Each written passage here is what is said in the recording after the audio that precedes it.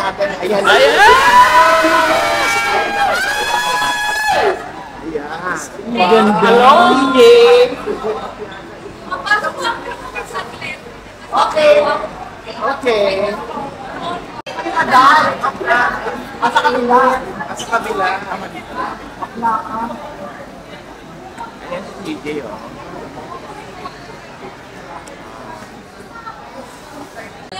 CJ!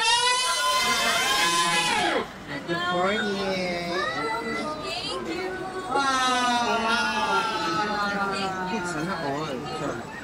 Hello po. Good morning. Hi. Thank you. CJ, okay lang ba mag-introduce ka na ngayon ng bago mong title? Yes! In 3, 2, 1, go! Mabuhay Pilipinas! I am Christine Juliano Piazza, Miss Grand International 2024.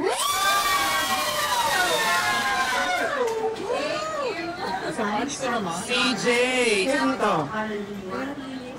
How do you call this scenario right now? Destiny, twist of fate, plot twist? I don't know, maybe all of those.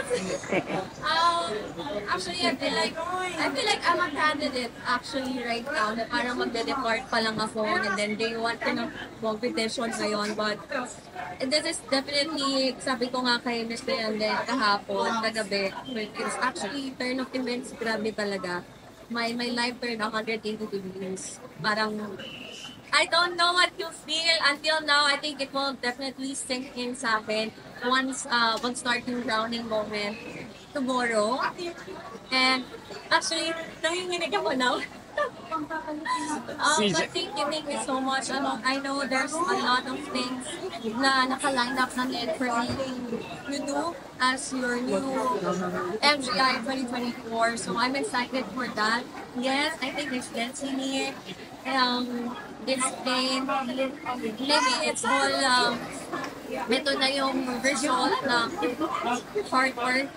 Not only me, but all the Filipinos waiting for the crown. So, this is definitely a historic moment. I'm just happy. CJ, paano mo nalaman na, kokoronahan ka? Anong ginagawa mo nung araw na yon? Akala ng lahat tulog pa ako. No, I was out for a dance rehearsal because I was preparing uploading a video for the promotion of Miss Grand Philippines. So sabi ko, sige, since I have a free day, I'll go out for the dance rehearsal na. They want to ng dance rehearsal. And doon sa area mismo, there was no connection. So wala akong idea sa nangyayari. And then I had a break from my dance rehearsal. Then I went out to have a little connection just to check my phone. And then suddenly, like, bakit na daming notifications? And then may mga miss call na iba-iba from the Miss Grand Philippines Organization, some from Miss Grand International Organization. My team were calling me. Hindi ko alam. Nagpapanik ako. Is there like an accident na nangyari or something? And then I opened my social media account. That's when I saw the news. And then I called right away kila Mami Teresa. And then that's when I knew that we had to talk for the details of what's happening. Anong pakiramdam mo? Ikaw ng kauna-unang Pilipinang Miss Grand International History. Anong nararamdaman niyo? Kung anong nararamdaman niyo, yun ang nararamdaman. Yeah, this is the first Golden Crown for us. So, I want to celebrate every bit of it. The journey until the coronation night. I know this is gonna be the shortest reign, I think. I have the shortest preparation. I have the shortest reign, but this definitely will definitely be a grand reign for all the Filipinos. So, I'll make most out of it for all of us.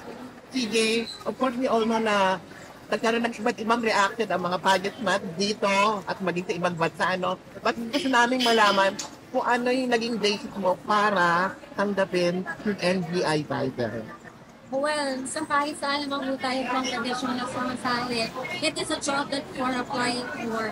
And if we will be placed as a first runner-up, whatever happens to do with her, if she will not be able to fulfill the duties, then it's my time, or the first runner-up time, to step up and fill the shoes of the responsibility. So it happened to us, so I took the job. It is my job as the first runner-up to take up that space. We cannot leave the throne without a team. So here we are. Yes. So, PJ, how ready are you na gampanan ang duties and obligation as the new Miss Grand International? Always ready to work. Yes. Never always ready to work. Before pa ako umabot sa Miss Grand International, Miss Grand Philippines pa lang, always ready na. Kaya when I got the information about it, of course, I had mixed emotions. I know there's gonna be a lot of things that's gonna pop out of what happened. But I'm always ready kung ano man yung ibigay sa akin. So, you know me. You know me, laban lang. Oh, yeah. CJ, what's your message to Rachel Gupta? Siyempre yung ating former queen, mapalitan mo. Any message lang kay Rachel? Kamusta yung gusto mong mensahe sa kanya? Well, I would say throughout our competition, I saw her work hard for the crowd also. I think equally all the girls who worked hard for the crowd. I mean, us who wanted to have the dog also. But I also celebrated with her. It's her first moment down. But I also respect her with her decision as well. We have different sides of the story, and I don't want to dwell in it. I don't want to, meddle in what happened kasi I'm not in the right position to say anything about it kasi directly I wasn't in the situation to say anything about it. So I respect both sides. I respect Rachel. I respect this one international organization as well. I'm just doing my job as a first runner-up, and now we are taking the throne crown for the Winner! Manog UNA! Kanina sinabi mo that this is one of the shortest reign, Yes. di ba? How will you use your platform now in an international stage? Well, sa meeting pa lang namin, sa photo ng aming Teresa, there were already some countries that I can't connect.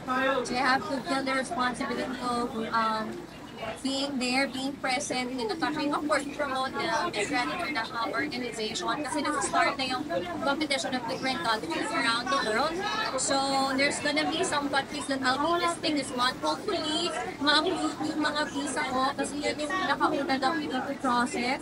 Because I don't have any visas, so we're trying to process some of it now. And then I'll be flying to South Asian countries also.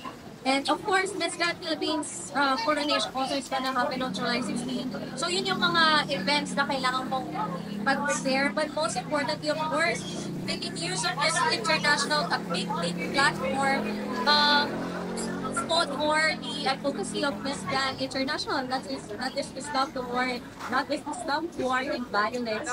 So as much as possible, I am definitely gonna talk to the organization on what activities or projects we can do. Para mas marami pang makalap about this first. And of course, the things that I want to know, so I can help out more people. What are you wearing? I am wearing October. CJ, Actually, biglaan yung mga outfits today, so I had to ask my stylist ng mga outfits namin. CJ, anong gown susutin mo sa coronation mo bukas? June. CJ, Filipino designer ba or Thai? And it's all.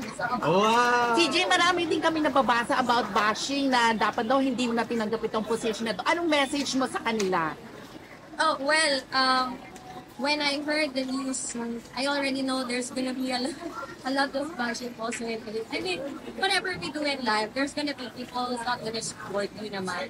So, I'm okay as long as I have you guys. As long as you will support me. I know, mas maraming Pilipino ang nag-uwin ngayon and it's the success of everybody. So, I don't think it's gonna add up to the crown, the prestige of the crown. So, I'm not really, giving so much attention to it. But I also read some.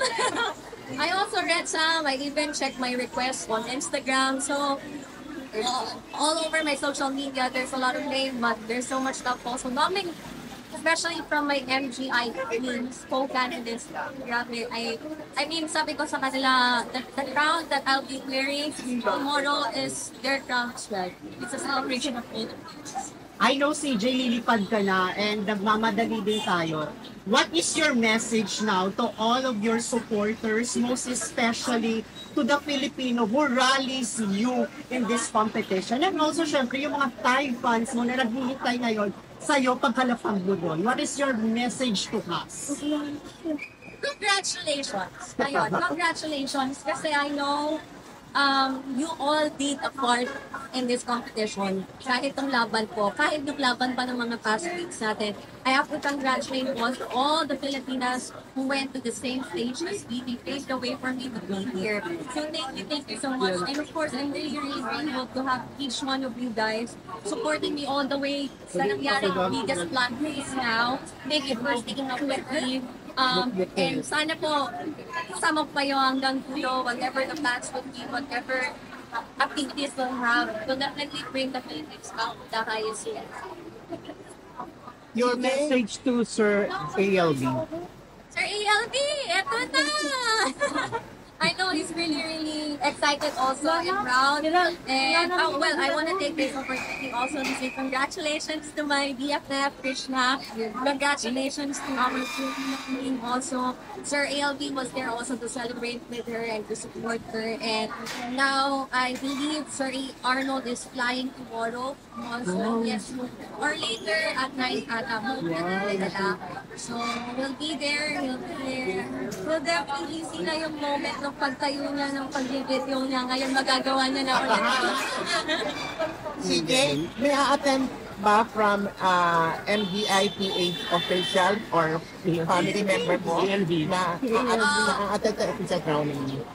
So, sobrang bigla and alam niyo naman, I am the breadwinner of the family. So, I wasn't able to, save a little money out of it to buy a gift for my family members. But I know they're supporting me all the way. They message me bago ko dumating dito.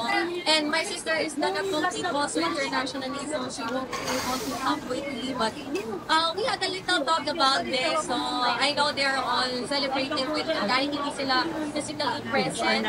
But there's gonna be some people from the organization, from Miss Grand Philippines organization that's coming also. And of course, my team, a big thanks to my team. It's coming with me also. Sabi ko, hindi pwedeng hindi ko tayo celebrate na wala sila. Picture na, kunin na lang natin yung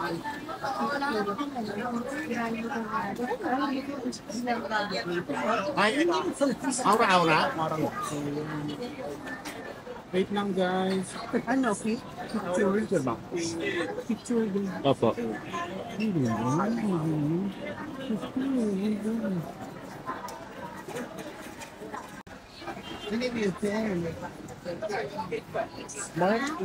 Mark, aura-aura nyo. CJ, lakad ka nga. From there, papunta here. Ready? 1, 2, 3, go! CJ! CJ! Wow! One more. Wow! Thank you po. Yes! CJ! CJ! CJ! CJ! Oh my God! Thank you so much. Isa ka introduction! Wow!